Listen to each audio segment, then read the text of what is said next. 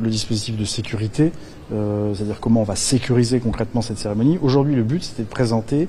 l'utilisation de l'espace autour de la cérémonie d'ouverture. Vous avez pu constater que le montage de la cérémonie, à la fois les tribunes sur les quais-bas, les box, l'aménagement des quais-hauts vont commencer en fait dès le mois de juin et avec des impacts assez significatifs à partir du mois de juillet en fait. দর্শক শুভেচ্ছা নেবেন আমি টেলিভিশনের পক্ষ থেকে আর কিছুদিন পরে Olympic games এই অলিম্পিক গেমসের নিরাপত্তা জোরদার করার লক্ষ্যে বা নিরাপত্তা এখন বড় ধরনের একটি চ্যালেঞ্জ হয়ে দাঁড়িয়েছে ফ্রান্স প্রশাসনের জন্য 26শে জুলাই থেকে অলিম্পিক গেমসের উদ্বোধনী অনুষ্ঠান শুরু হবে সেই উদ্বোধনী অনুষ্ঠানের নিরাপত্তার সার্বিক পরিধি তুলে ধরেছেন প্যারিসের পুলিশ যে বিষয়গুলোকে মূলত হাইলাইট করা হয়েছে তার মধ্যে ট্রাফিক নিষেধাজ্ঞা সীমাবদ্ধ এলাকা সংরক্ষিত এলাকা এবং সেন নদীর চারপাশে দুটি নিরাপত্তা গের স্থাপন করা হবে এই বিষয়টি বলা হচ্ছে প্যারিস পুলিশ প্রধান লরেন নুনেজ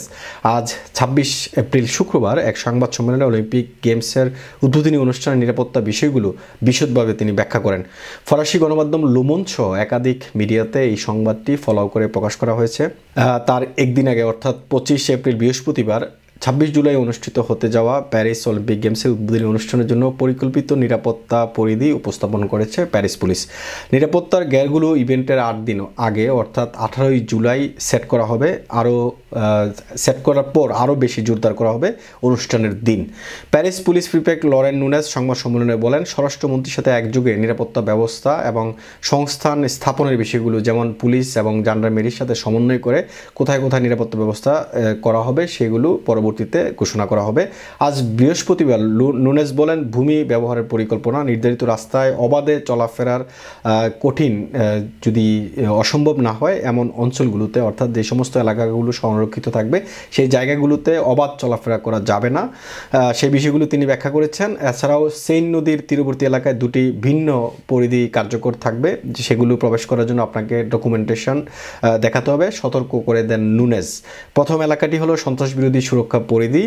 যার জন্য স্থানীয় বাসিন্দা এবং দোকানদারদের ক্ষোভের পর মার্চের শুরুতে শিথিল হওয়ার আগে নভেম্বরের শেষে প্রিফেকচার দ্বারা প্রতিযোগিতার স্থানগুলো প্রযোজ্য ট্রাফিক অবস্থার বিস্তারিত বিবরণ দেওয়া হয়েছিল এর আগেই 18 জুলাই থেকে শুধুমাত্র পথচারী এবং সাইকেলগুলো এই এলাকায় প্রবেশের জন্য অনুমোদিত হবে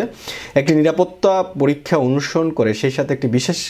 ব্যবস্থার জন্য যোগ্যতা অর্জনকারী মোটর যানগুলি স্থানীয় বাসিন্দারা যারা পার্কিং স্পেস রয়েছে সেখানে ডেলিভারি এবং জরুরি পরিষেবার যান ইত্যাদির মালিক তাদেরকে সেসব এলাকায় ঢুকতে দেওয়া হবে এছাড়া এই তালিকায় অনুষ্ঠানের দিন দুপুর 1টা থেকে অর্থাৎ দুপুর 1টা থেকে অনুষ্ঠান যেদিন শুরু হবে সেদিন থেকে অফিসিয়াল এবং জরুরি যানবাহন কমিয়ে আনা হবে আরেকটি শর্ত তিনি যোগ করেন যে কেউ সংরক্ষিত এলাকায় প্রবেশ করতে চায় তাকে অনুষ্ঠানের জন্য একটি টিকিট অথবা কিউআর কোড সংগ্রহ করতে হবে ডিজিটাল পাস যেটা বলছে যা একটা প্রশাসনিক চেকের মাধ্যমে এই অনলাইনে এটি প্রদান করা হবে এবং 10 মে থেকে অনলাইনে এই কিউআর কোড পাওয়া যাবে তো যে কথাটা বলছিলাম সেটা হচ্ছে অলিম্পিকের যে সমস্ত এলাকায় এগুলো ইভেন্ট হবে অথবা ফান জোন তৈরি করা হবে ওই সমস্ত সংরক্ষিত এলাকাগুলোতে যারা বসবাস করে কিংবা সেই সব এলাকায় যারা ব্যবসা করে তাদের জন্য আসলে এই কিউআর কোড নিতে হবে যেটা 10 মে থেকে অনলাইনে এই কিউআর কোডের জন্য আবেদন করা যাবে অথবা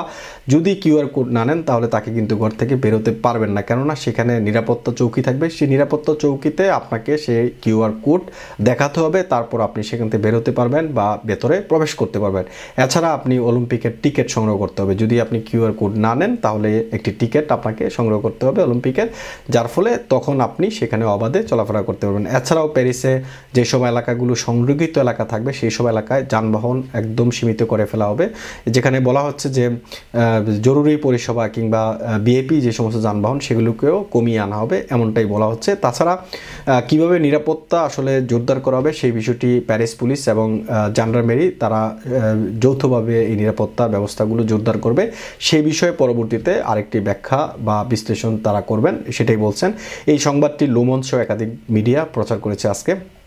তো সুতরাং অলিম্পিক গেমস যতই সামনে আসছে আমরা দেখছি প্যারিসের পুলিশের ব্যস্ততা অনেক বাড়ছে এবং আগামী দিনগুলোতে এই ব্যস্ততা আরও বৃদ্ধি পাবে কেননা অলিম্পিক গেমসের নিরাপত্তা জোরদার করা সবচেয়ে বড় চ্যালেঞ্জ হয়ে দাঁড়িয়েছে এখন ফ্রান্স প্রশাসনের জন্য বা ফরাসি প্রশাসনের জন্য কেননা বারবার সন্ত্রাসী হামলার হুমকি আসছে বিভিন্ন জায়গা থেকে সুতরাং এই বিষয়গুলো তারা খুব ভালোভাবে দেখছে এছাড়াও রাশিয়া ইউক্রেন যুদ্ধ এবং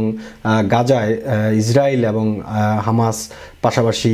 ইরানের নতুন করে যুদ্ধ লেগে যাওয়া এই বিষয়গুলো মাথায় রেখে তারা টোটাল নিরাপত্তা ব্যবস্থা জোরদার করছে। এছাড়া কিছুদিন আগে আপনাদেরকে জানিয়েছিলাম যে 20% নজরদারি ক্যামেরা তারা আসলে বসাতে চাচ্ছে, যেগুলো হচ্ছে ইন্টেলিজেন্স এআই এর মাধ্যমে সেই ক্যামেরাগুলো আসলে বসাবে। আপনি যখন রাস্তা দিয়ে চলবেন, আপনার ফেস যখন তারা আসলে ক্যাপচার করবে, তখন আপনার বিস্তারিত যেন চলে আসে এমন ধরনের ক্যামেরা বসানোর চিন্তা ভাবনা চলছে। এবং যেসব এলাকাগুলো আসলে সংরক্ষিত এলাকা থাকবে, সেইখানে তো নিরাপত্তা আরও সবচেয়ে বেশি থাকবে। তো সুতরাং যারা আমরা প্রবাসী বাংলাদেশিরা আছি, আমরা 10 মে পর্যন্ত অপেক্ষা করি। যেসব এলাকায় ইভেন্ট হবে, আপনাদের যেই এলাকায় ইভেন্ট হবে বা ফানজোন তৈরি করা হবে, আপনাদের মাথায় রাখতে হবে আপনারা 10 মে থেকে আবেদন করতে পারবেন কিউআর কোডের জন্য বা ডিজিটাল পাসের জন্য, যেটা আপনি বের হতে এবং প্রবেশ করতে আপনার প্রয়োজন হবে। এমআইবি সংবাদ ও সংবাদ সংশ্লিষ্ট অনুষ্ঠান দেখতে ভিজিট করুন www.mibtelevision.tv ও facebook.com/mibtelevision.tv এবং সাবস্ক্রাইব করুন youtube.com/mibtelevision এ। এমআইবি টেলিভিশন, সত্য খবর, সঠিক খবর।